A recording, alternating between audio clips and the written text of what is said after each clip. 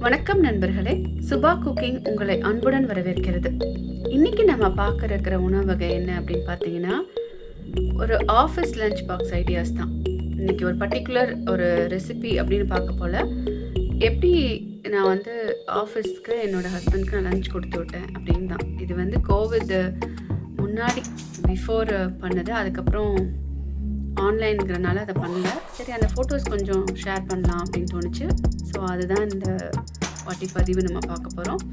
கண்டிப்பாக உங்களுக்கு பயனுள்ளதாக இருக்கும்னு நினைக்கிறேன். பார்த்து என்ஜாய் பண்ணுங்கள்.